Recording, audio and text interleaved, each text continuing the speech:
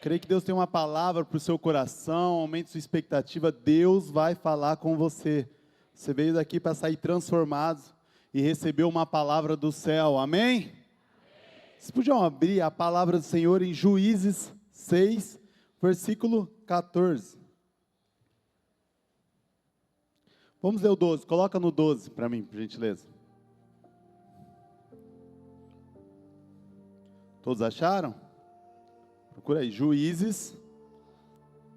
E você pode deixar sua Bíblia aberta nesse capítulo, Juízes 6.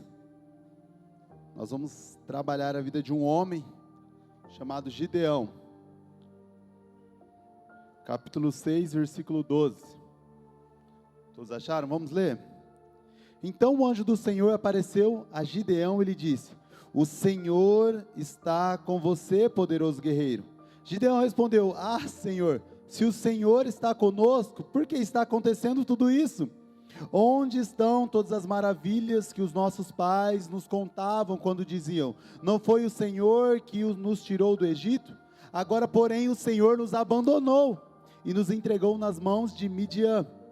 O Senhor se voltou para ele e disse: com a força que você tem, vá, liberte Israel das mãos de Midian.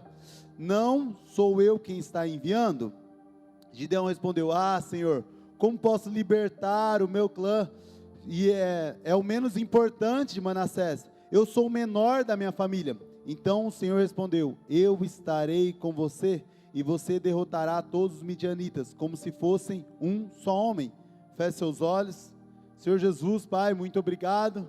Aqui está a Tua palavra, Pai. A Tua palavra que liberta, que tem poder, Pai. Que cura, que nos livra, Pai. Que nos ensina, Pai. Espírito Santo, Senhor, em nome de Jesus, eu creio que essa noite que essa manhã vai ser uma manhã especial. Que nós vamos sair daqui transformados pelo poder da Tua palavra, em nome de Jesus. Então eu quero trazer um contexto aqui para vocês. Aqui nós estamos falando sobre Gideão. Então, Gideão recebe um chamado de Deus. Ele recebe um desafio. Mas como que estava a vida ali? Então ali o povo de Israel, eles estavam vivendo debaixo de uma opressão. Ali os midianitas, amalequitas, dominaram aquele povo. Então, a Bíblia vai dizer, se você ler, eu quero depois que você leia na sua casa, leia todo o capítulo, nós não vamos conseguir ler para ganhar tempo. Mas você vai ver que eles viviam opressão. A Bíblia vai dizer que os amalequitas eram como gafanhotos. Quando eles plantavam ali, eles trabalhavam, suavam, plantavam. Os amalequitas, os midianitas iam lá e roubavam tudo como gafanhoto. A ponto deles precisarem esconder a comida. Então o que eles faziam? Eles plantavam um pouco, e aí eles iam numa fenda da rocha, eles pegavam uma rocha, escondiam um pouco de trigo, escondiam alguns animais e fechavam ali para ninguém descobrir. É assim que o povo de Israel vivia, debaixo de uma opressão, debaixo de uma luta, debaixo dessa toda perseguição que acontecia. E aí, de repente, eles começam a clamar, o Senhor envia um profeta, e o profeta vai e repreende ele, fala: vocês abandonaram o Senhor, vocês estão vivendo debaixo de uma opressão, porque existe um abandono, vocês começaram a construir altares de outros deuses.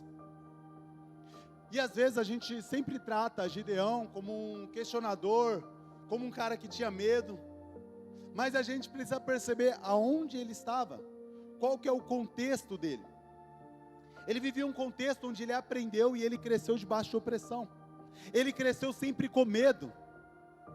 Ele cresceu falando: você é o menor da sua casa, sua tribo, seu clã é o menor. Então ele cresceu sabendo disso, que ele era o menor. E quando o Senhor chamou ele, ele estava ali colhendo trigo ali, fazendo trigo, né? Num lugar de colher uva, num lugar de fazer uva. Como que fazia no trigo ali? Eu pesquisei. Então como que era? Eles pegavam uma peneira e eles começavam ali a trabalhar. Como faziam isso? Em alto de montanha. Para quê? Para que as coisas voassem ali. Que o trigo ficasse, mas as folhas voassem. Então eles faziam em lugar aberto. Como que fazia a uva? A uva eram buracos no chão, onde eles ficavam pisoteando, e depois ali passavam alguns canos ali, para sair o vinho. Então ele estava nesse lugar fazendo trigo, e escondido. E aí de repente aparece um anjo.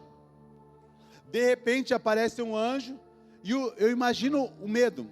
Eu quero que você entenda um contexto. Ele está escondido ali, fazendo trigo, com medo, ali, e de repente aparece um homem numa árvore. Provavelmente a espanto dele, falou, cara, já era. É um midianita, agora ele vai me matar. E aí esse anjo ele libera uma palavra. O Senhor é contigo, guerreiro valente. O Senhor é contigo, você é um valente, você é corajoso. Olha para esse contexto. A primeira coisa, dá um choque da realidade. Sabe, quando nós ouvimos a palavra do Senhor, quando nós ouvimos o que o Senhor tem para a nossa vida, dá um choque. Porque nós olhamos para a nossa realidade e nós não conseguimos ver o que o Senhor vê.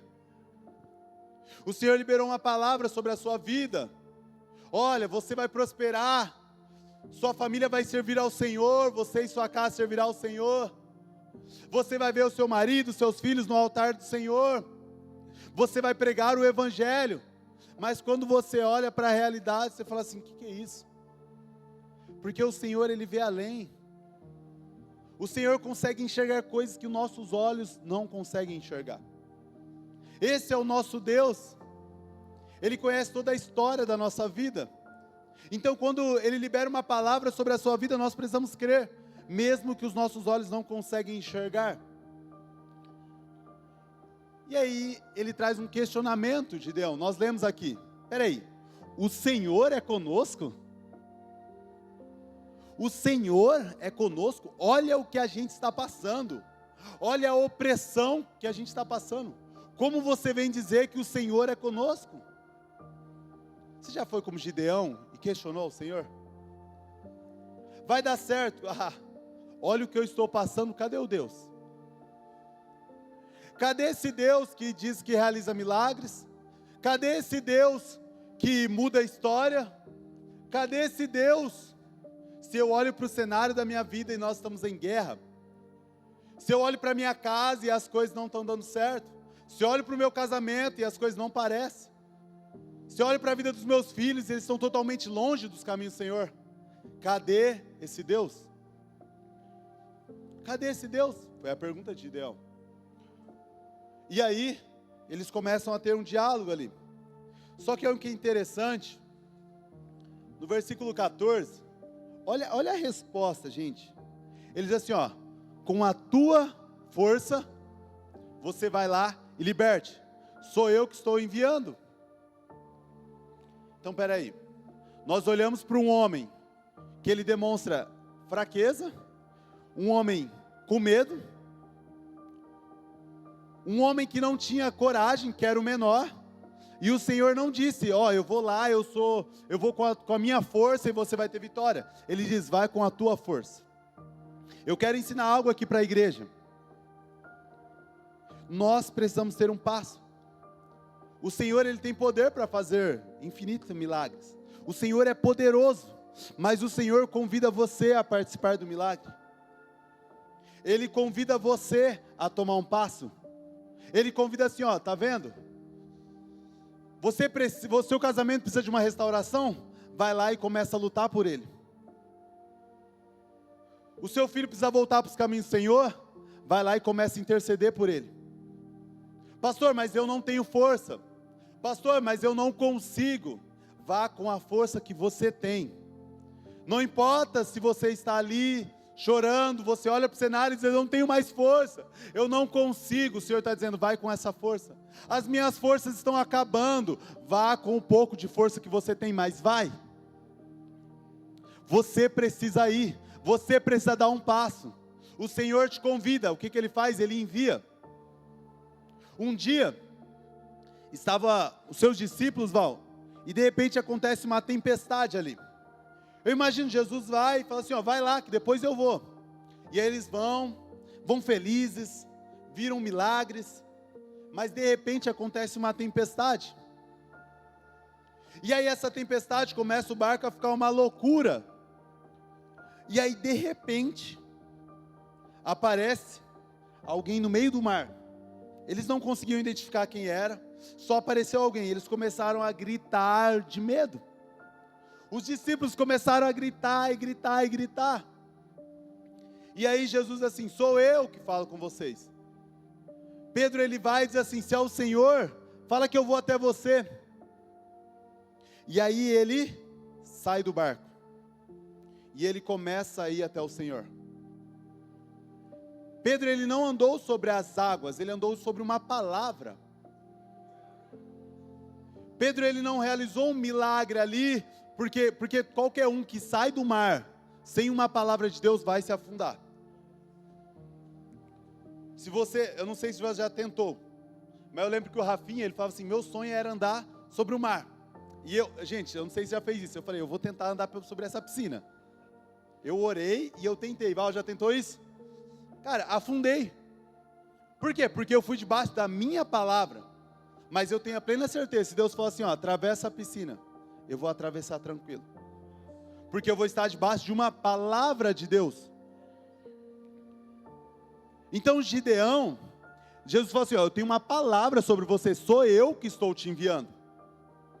Se Deus falou, Ele é fiel para cumprir na sua vida, na sua família, na sua casa.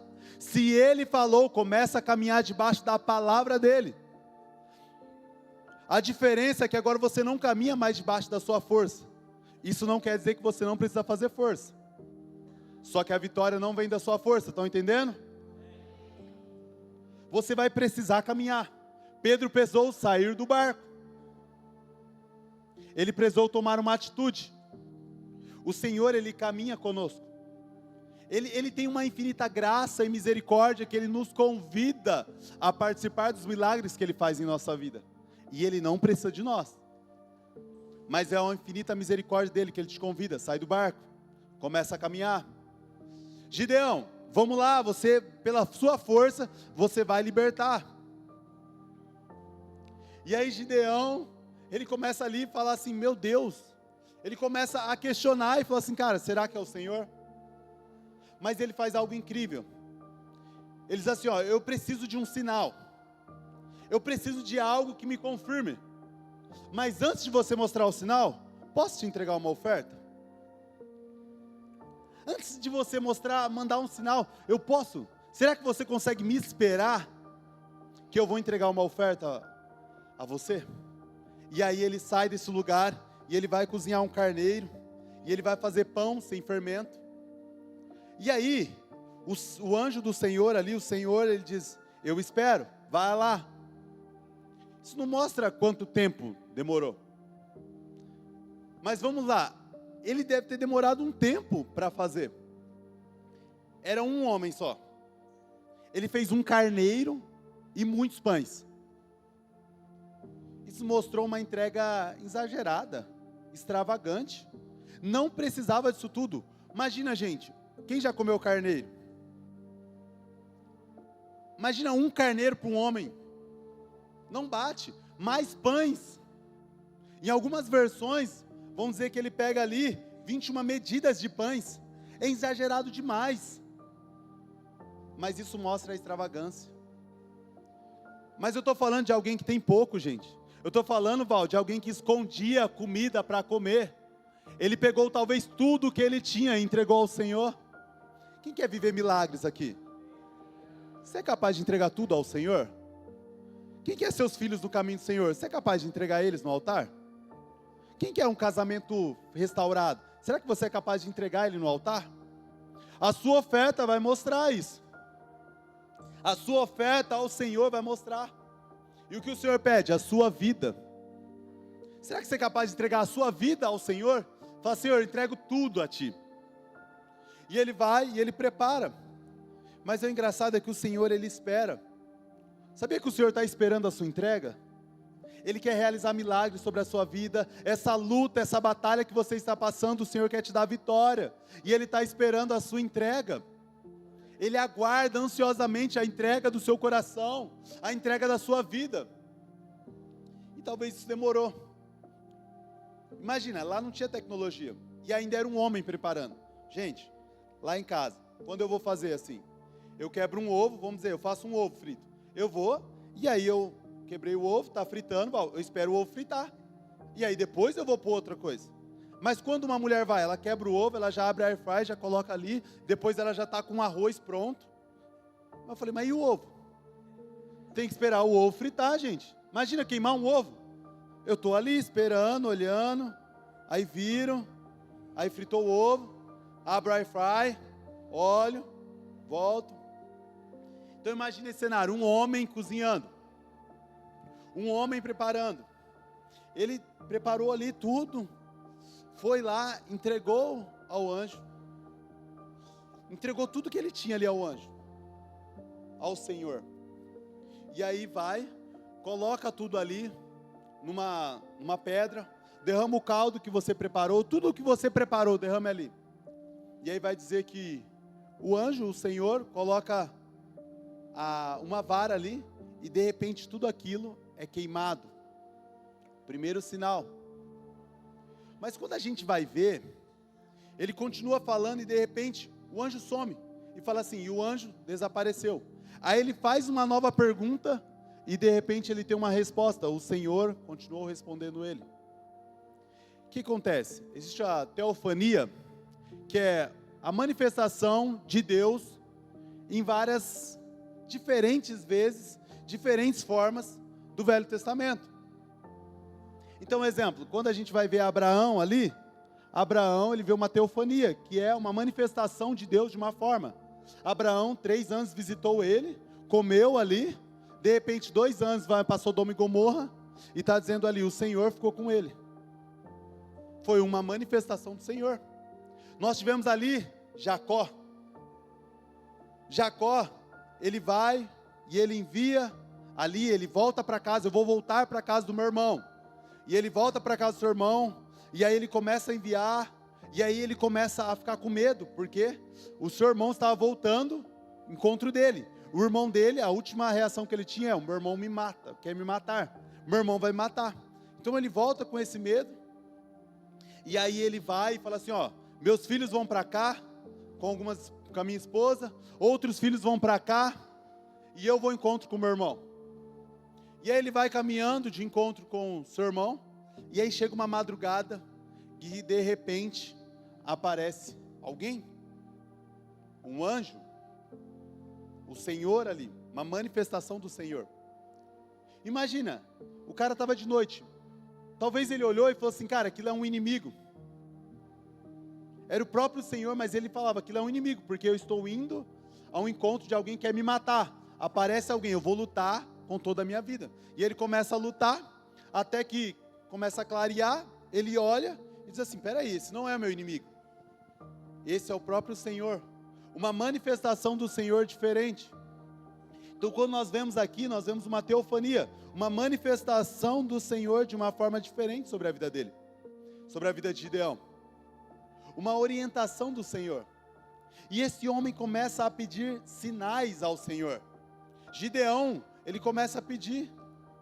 E não é errado pedir sinais ao Senhor. Deus é um Deus que dá sinais. Deus é um Deus que revela. Porque o sinal que ele está pedindo não é um sinal de incredulidade, mas é um sinal de fé. Eu quero aumentar a minha fé.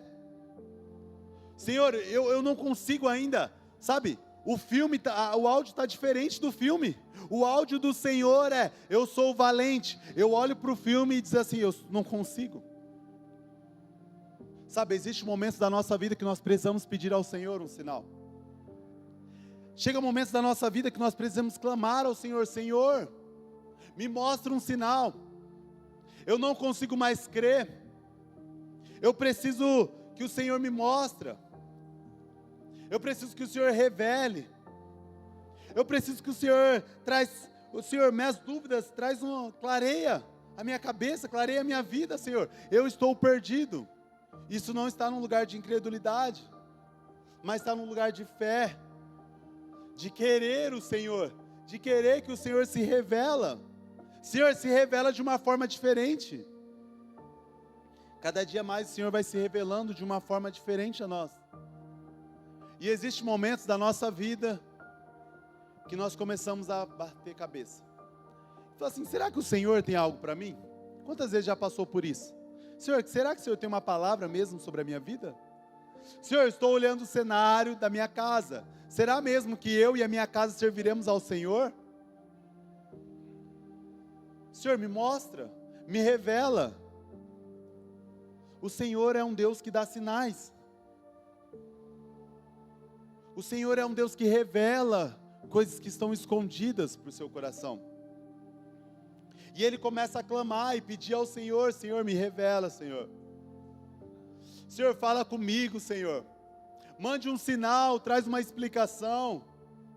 Eu não estou conseguindo entender. E aí o Senhor, com a sua fidelidade, Ele vai e revela. Porque o Senhor, Ele prova a fidelidade dEle. E às vezes, nós precisamos de alguma prova de amor.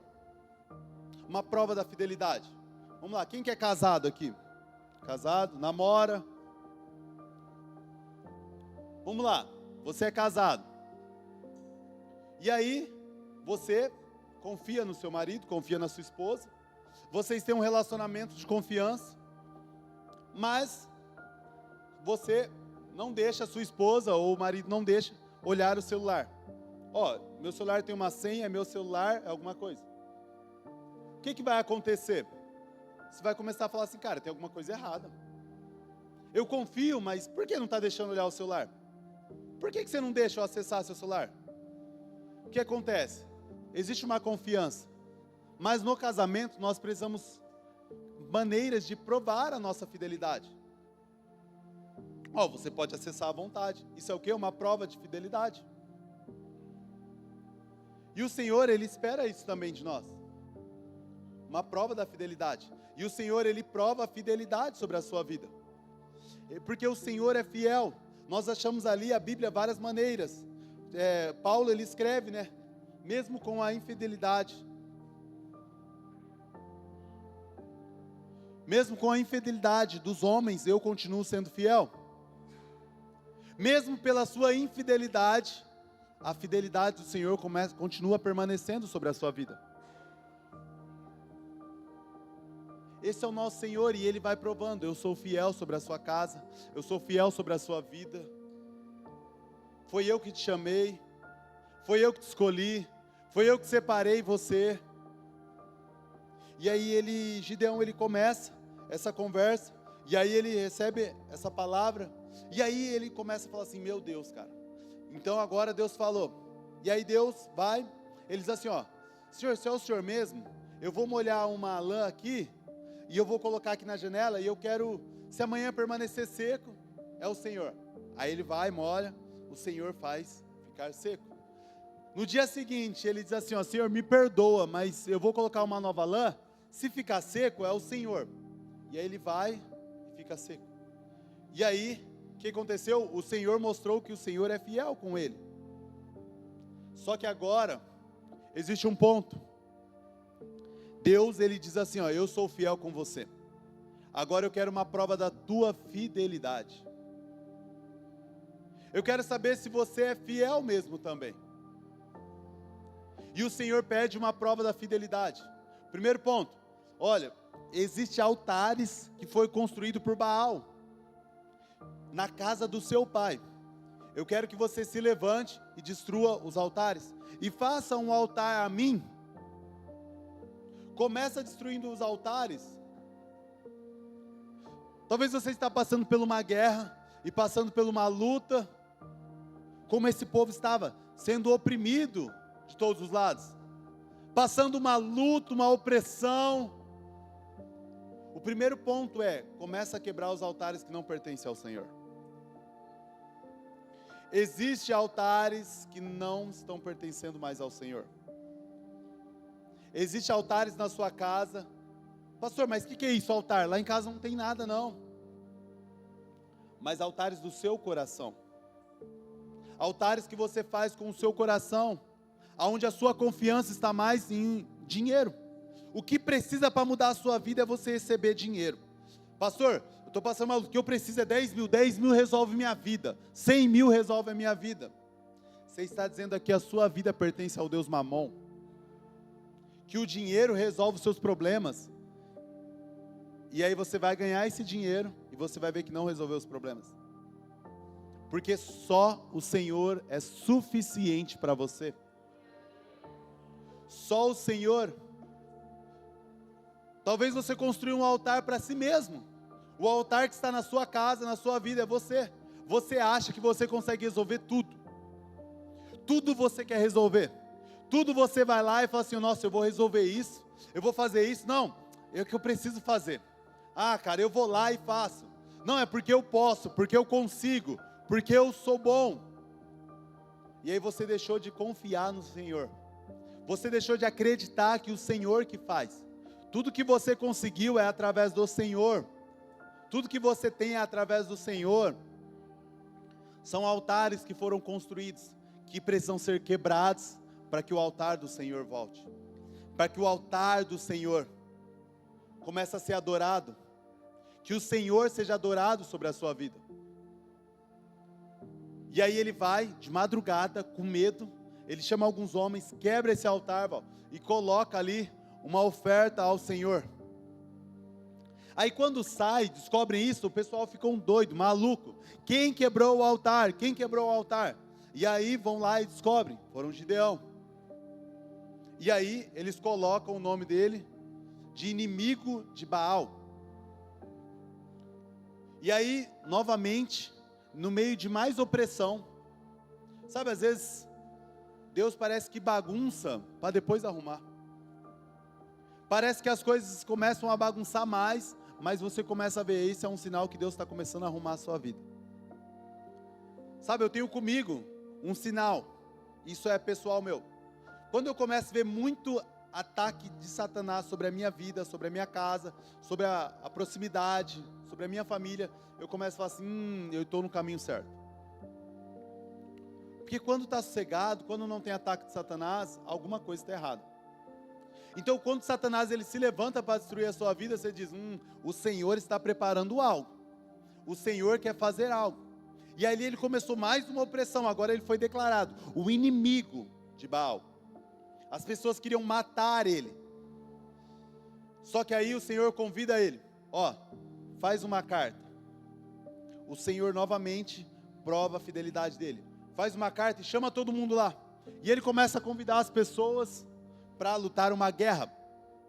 Chega a 30 mil homens. Provavelmente ele olhou tudo aquilo, uma multidão, imagina 30 mil pessoas, você olhando. Agora eu estou animado, agora vai ter vitória, agora vai acontecer, agora vai dar certo. Olha, o que eu precisava chegou, agora vai dar certo. E aí o Senhor diz, não é pelas suas mãos que vai acontecer, é pelas minhas mãos, porque eu estou enviando. Você não vai caminhar olhando para homens, você vai caminhar ainda debaixo da minha palavra. O Senhor diz assim, pergunta quem está com medo.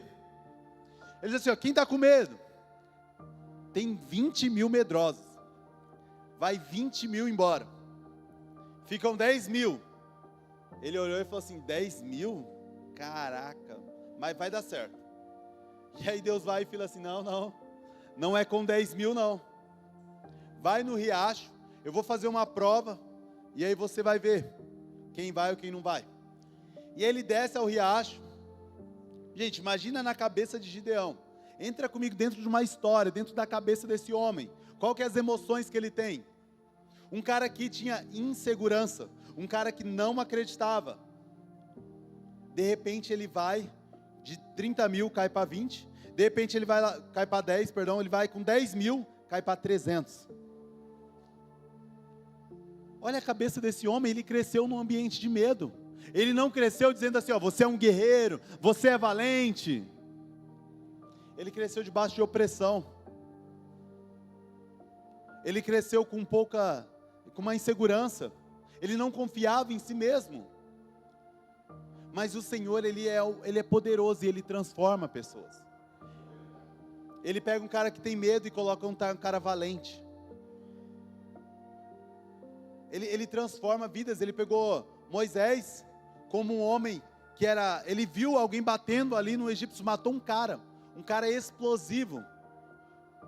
E aí a Bíblia vai dizer que ele é o cara mais pacífico. Esse é o poder do nosso Senhor. Não, pastor, eu nasci assim. Pastor, é por culpa do meu pai, da minha mãe, eu não consigo. Você não confia suficiente no Senhor. Você precisa entregar a sua vida para Ele, você vai ver que você vai ser transformado. Pastor, eu sou estressado por conta disso, disso. Começa a entregar a sua vida ao Senhor, você vai ver se Ele não te transforma. Pastor, eu sou tímido, eu tenho medo, eu tenho insegurança. Começa a entregar a sua vida ao Senhor, você não vai ver que você vai ser o homem mais valente na mão dEle. Começa a dizer assim, eu não caminho mais pelas minhas forças, mas eu caminho debaixo de uma palavra. Começa a caminhar debaixo da palavra que Deus falou. E aí ele vai com essa batalha, com 300. Se você ler ali, aqui nós já vamos no capítulo 7 e 8, que conta a história de Gideão.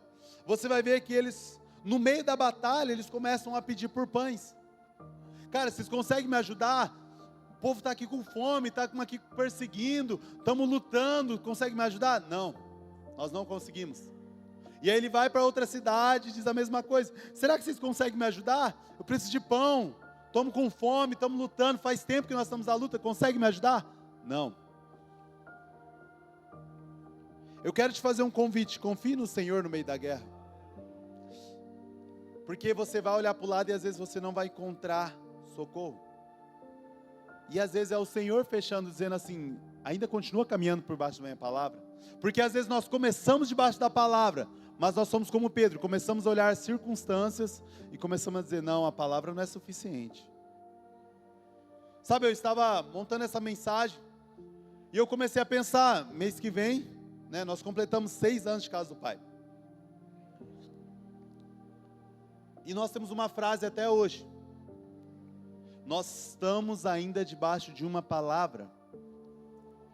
Nós estamos na mesma palavra que nós liberamos lá no apartamento, aonde o pastor Pablo ele ouviu essa palavra. Nós não ousamos caminhar debaixo de dinheiro. Não, agora vocês têm um salão legal, cara, agora fica tranquilo. Vocês não precisam mais da palavra de Deus não. Ó, as coisas estão dando bem, as coisas estão dando certo. Nós precisamos sempre caminhar debaixo de uma palavra. Teve momentos na nossa vida que foi terrível como igreja, que nós pensamos que era o fim. A pastora Bruna pegou um câncer, nós orávamos, falamos assim, mano, meu Deus, vai ser o fim. Pessoas falaram mal, pessoas trouxeram calúnias, e nós falamos assim, cara, vai ser o fim. Mas nós voltamos e falamos assim, nós precisamos caminhar debaixo da palavra. A palavra de Deus que sustenta a sua vida. A palavra de Deus precisa ser o alicerce. Você está passando por uma luta, por uma batalha, esteja debaixo da palavra de Deus. Vá debaixo da palavra. Se no meio desse caminho você desviou para a direita, para a esquerda, se você se perdeu no meio desse caminho, eu quero te fazer um convite. Volte para debaixo da palavra de Deus. Volte para confiar na palavra de Deus. O Senhor é fiel para cumprir. Aquele que começou a boa obra lá atrás, Ele continua sendo fiel sobre a sua casa, sobre a sua vida, sobre a sua família. Deus, Ele é fiel para cumprir.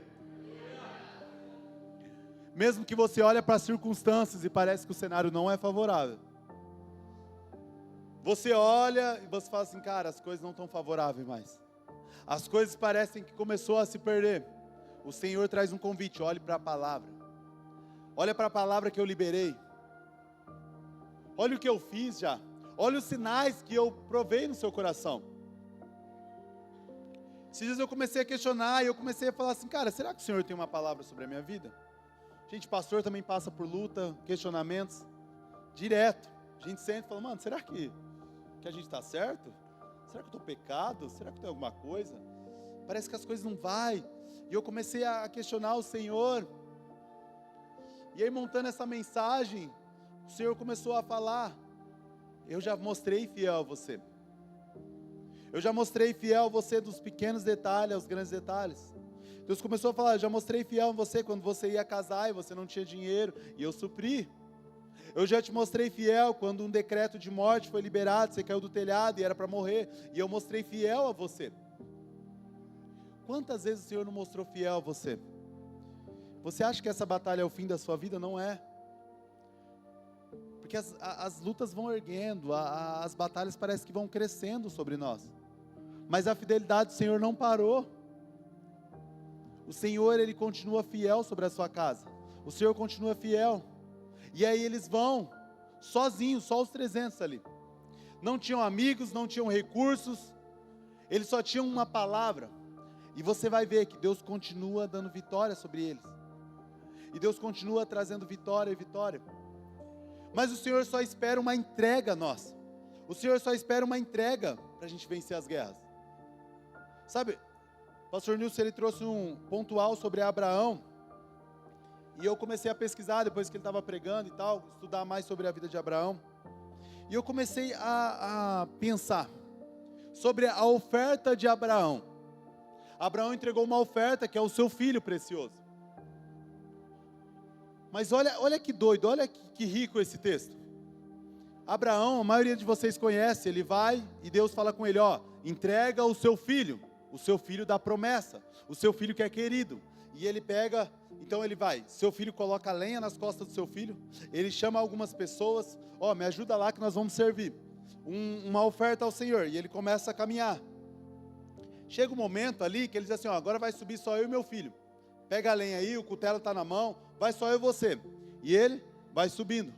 Chega um momento que seu filho diz assim, ó, pai, peraí, tem lenha, tem o cutelo, tem as coisas, até agora não trouxe nenhum animal?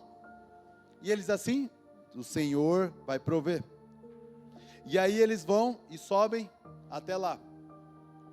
Sabe qual que é o meu questionamento? Eu fui pesquisar aproximadamente qual que é a idade de Isaac. Imagina, Vince. Isaac, ele tinha de 25 anos a 37 anos, é uma média ali. Isaac não era um menino de 8 anos. Não era um menino do tamanho da Annalise.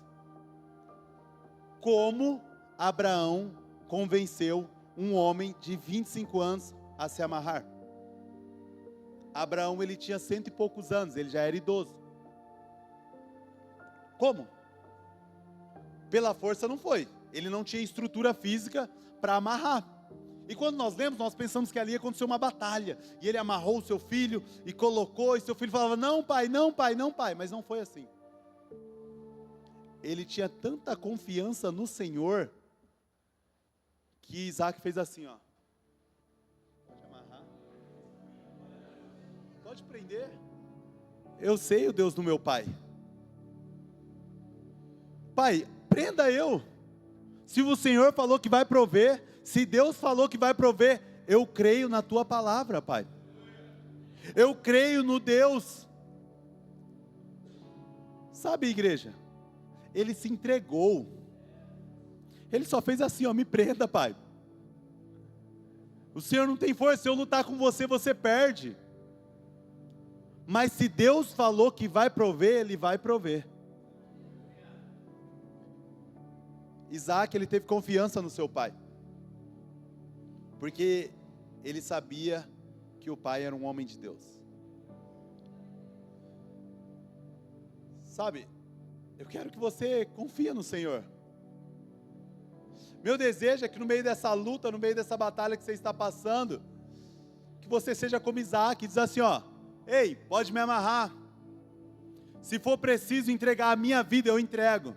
Mas eu sei que o Senhor vai prover, eu sei que o Senhor vai entrar e lutar essas guerras comigo, eu sei que o Senhor vai na frente, eu sei que o Senhor vai dar vitória, eu sei o que eu quero, entregar a minha vida ao Senhor.